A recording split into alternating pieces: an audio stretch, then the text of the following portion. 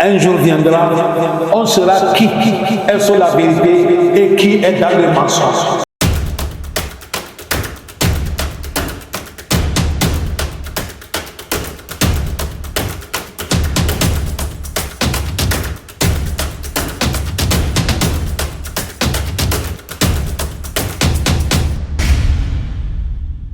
Wallah, ici c'est Sunna, Islam c'est facile. Le Sunna vient faciliter. Sunna ça facilite.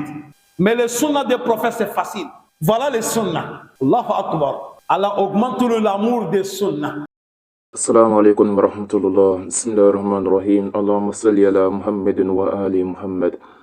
Chers frères et sœurs, ce cheikh n'a eu de cesse de mentionner dans sa vidéo le mot Sunna, Sunna, Sunna une fois, dans le but de souligner l'importance de la Sunna en islam et surtout, sans nul doute, de rappeler que c'est ceux qui portent le nom de Ahl Sunna qui sont sur le droit chemin et tous les autres, eh bien, ils sont à côté de la plaque.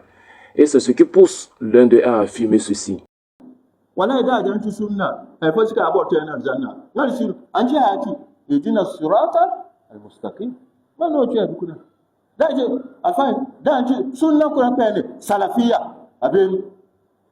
Seuls ceux qu'on appelle les Ahlus Sunnah entreront au paradis. Et encore, ce n'est pas tous les sunnites, mais les sunnites salafistes, masha'Allah. Sûrement que le cheikh possède le ilm al-ghaib, la science de l'invisible, avant d'annoncer de tels décrets, ou peut-être que le paradis est sa propriété privée, qui sait.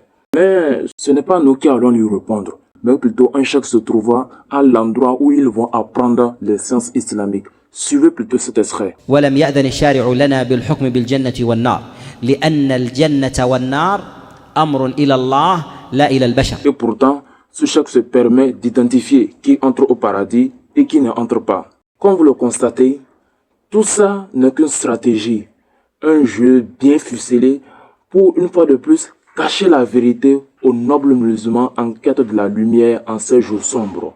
Mais pour voir clair dans cette stratégie, dans ce jeu, définissons d'abord ce qu'on entend par le mot sunna. Qu'est-ce que la sunna du prophète Muhammad sallallahu alayhi wa alihi? فالمحدثون يرون أن تعريف السنة كل ما أثر عن رسول الله صلى الله عليه وسلم من قول أو فعل أو تقرير. C'est clair. La sunna étant en premier lieu la parole du prophète, découvrons ensemble maintenant ce que le prophète Muhammad sallallahu alayhi wa alihi a dit comme parole pour nous indiquer qui est véritablement sur le droit chemin et ceux qui sont à côté de la plaque. Ibn Kassir rapporte, qui est un livre de tafsir sunnite bien sûr, à l'aune du verset 23 de la sourate 42. En outre, il est rapporté que l'envoyé a dit dans son discours de Ghadir Khoum: je laisse parmi vous les deux avoirs, le livre de Dieu et ma famille.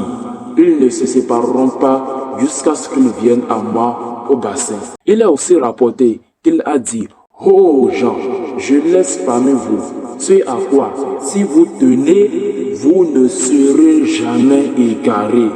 Le livre de Dieu et ma famille, la famille de ma maison. Autre source, Musnad Imam Ahmad ibn Hanbal, volume 18, page 114, hadith 11561.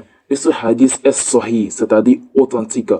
Le prophète Muhammad sallallahu alayhi wa alihi dit: certes, j'ai laissé parmi vous ce que si vous en tenez, vous ne serez plus jamais égarés après moi. Ce sont les deux poids, et l'un d'eux est plus grand que l'autre.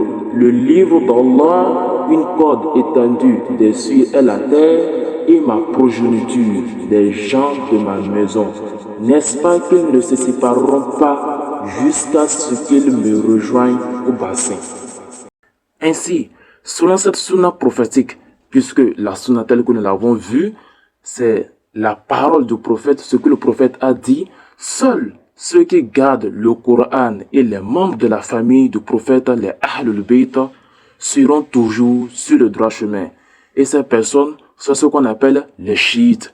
Oui, chers frères et sœurs, ceux qui tirent leur enseignement du Coran et les membres de la famille du prophète tels que Ali ou bien Fatima ou bien Hassan sont les chiites. Aussi, on déduit, selon la parole de ce cheikh, que ceux qui se nomment Ahlus Sunnah n'aiment pas le prophète, puisque toute personne qui t'a dit qu'il aime le prophète et il n'applique pas le sunna, c'est un menteur.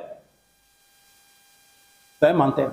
Et puisque les sunnites n'appliquent pas la sunna, cette parole du prophète qui protège de l'égarement, on conclut clairement qu'ils sont égarés. Ceci ne représente qu'un échantillon des nombreuses vérités qui sont voilées aux musulmans innocents qui suivent ces imams et cheikhs sunnites. Soyez sincères, chers musulmans, ne connaissant pas ces vérités avant. Combien de ces cheikhs, combien de ces imams vous ont-ils dit que le prophète nous a laissé le Coran et les gens de sa famille pour ne pas être égarés après son départ de ce monde? Ils ont plutôt chanté à chaque fois le hadith qui dit le prophète nous a laissé le Coran et sa sunna.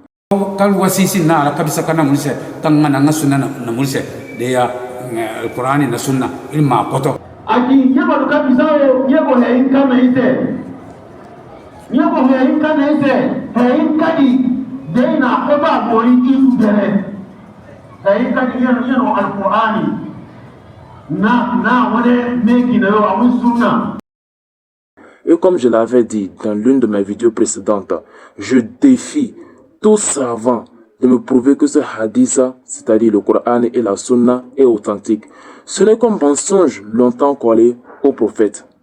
J'appelle donc tous les musulmans, soucieux un tant soit peu à leur propre personne, à suivre ce que le prophète Muhammad sallallahu alayhi wa alayhi nous a véritablement laissé pour ne pas être égarés après lui, c'est-à-dire le Coran et les membres de sa famille, les Ahlul Bayt. Ne soyez plus les victimes de ces mensonges que certains cheikhs, certains imams, certains alphas profèrent à l'égard du prophète volontairement ou involontairement. Avant, on pouvait dire qu'on ne savait pas. Mais maintenant, le choix nous appartient de choisir entre le droit chemin et l'égarement. Wassalam. Un jour viendra, on saura qui est sur la vérité et qui est dans le mensonge.